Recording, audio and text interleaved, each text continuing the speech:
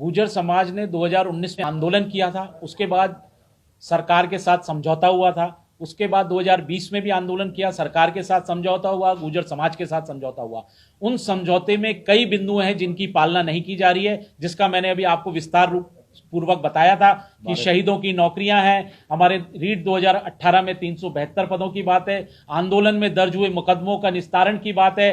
Congress party ने अपने घोषणा पत्र में बैकलॉग की बात करी थी, लेकिन बैकलॉग का नियम अब तक नहीं बना है। जो हमारे 1252 एसबीसी अभ्यर्थी हैं उनका नियमित करने की बात है। देवनारायण योजनाओं में जो लापरवाहियां हो रही हैं, कमियां हैं, उनकी हमने बात रखी है कि उसमें बहुत जबरदस्त विसंगतियां आ रही हैं, वो मैंने आपको पूरी बात रखी है। राजस्थान में जो भर्ती है उसमें शिक्षा विभाग संशोधन अधिनियम 2021 के अंतर्गत जो 40% की बाध्यता जोड़ी गई है उसको समाप्त किया जाए, इससे अब पिछड़े वर्ग के लोग जो है उसका समुचित लाभ नहीं ले पा रहे हैं। और जो भर्तियां थी, क्योंकि जब आरक्षण की लड़ाई हमारी 20 साल चली तो उसमें 2013, 15, 16 और 18 की जो भर्तियां हैं उनमें अभी तक 4% का पूर्ण लाभ नहीं मिल पाया है, जिसपे सरकार ने कहा था हम समिति गठित करेंगे। उस समिति का क्या हुआ, ये हम सरकार मुख्यमंत्री अशोक गहलोत जी से पूछना चाहते हैं। देवनारायण योजना के तहत जो छात्रावास बनने थे जयपुर में बालिकाओं और बालकों के लिए, उनका क्या रहा। जिन भर्ती, जो हमारी एक मांग ये भी है कि जो स्टेट लेवल की भर्तियां हैं उनमें आरक्षण स्टेट लेवल पे लागू हो। डिस्ट्रिक्ट लेवल पे आरक्षण लागू होने की वजह से हमारी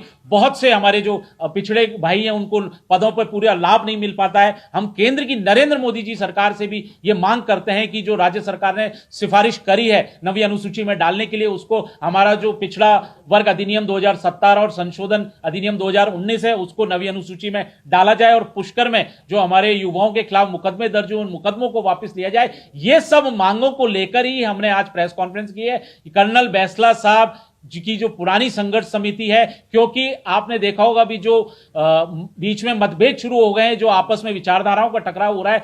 गुर्जर समाज एक है, गुर्जर सरदारी में अगर कोई बात होती है वो सर्वसहमति से होती है। ये विजय बैंसला जी का अपना व्यक्तिगत विचार हो सकता है, समाज का विचार नहीं है। समाज तब निर्णय लेता है जब पूरी समाज की सरदारी बैठती है, महापंचायत होती है, उसके बाद कोई सर्वसम्मति से निर्णय लिया जाता है। कर्नल किरोड़ी सिंह बैंसला साहब भी ऐसा ही करते थे, पूरे समाज में जाते थे और समाज की जाजम बिछती थी, उस पर सब लोग बैठते थे और तभी कोई निर्णय होता था, तभी हम आगे आंदोलन करते थे। हम गहलोत सरकार से मांग करते हैं कि गहलोत हमारे जो मांगों को अगर पूरा नहीं करेगी तो गुर्जर समाज और युवा हमारे जो हैं वो गहलोत सरकार का और मुख्यमंत्री अशोक गहलोत जी का जगह जगह विरोध करेंगे।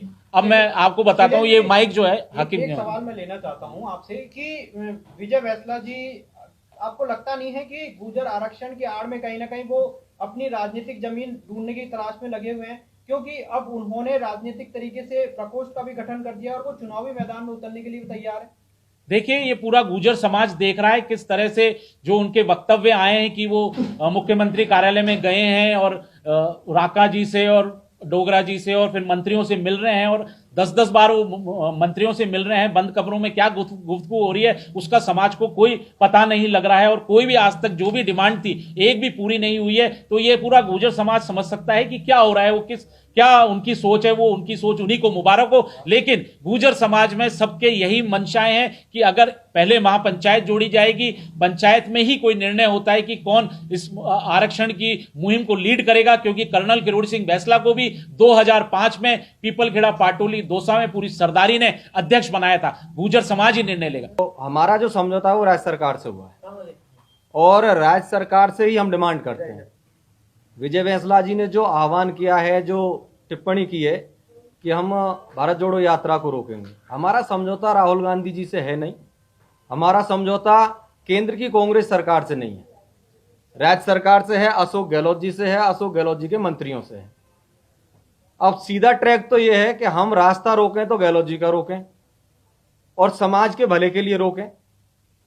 प्रक्रियाधीन भर्तियां जो अटकी हुई हैं, जो 2019-20 में समझौता हुआ, उसकी अक्षर से पालना अगर कोई करवा सकता है तो गहलोत जी करवा सकते हैं। तो हमने ये तय किया है कि गहलोत जी आ रहे हैं 24 तारीख को महावीर जी, और मीडिया के माध्यम से मैं ये संदेश पहुंचाना चाहता हूं राज्य सरकार को और पूरे आरक्षण संघर्ष समिति की तरफ से पहुंचाना चाहते हैं कि महावीर जी खाली हाथ नहीं आए। अगर महावीर जी खाली हाथ आए तो पुरानी आरक्षण संघर्ष समिति डंडा ठोक करके विरोध करेगी गहलोत साहब का।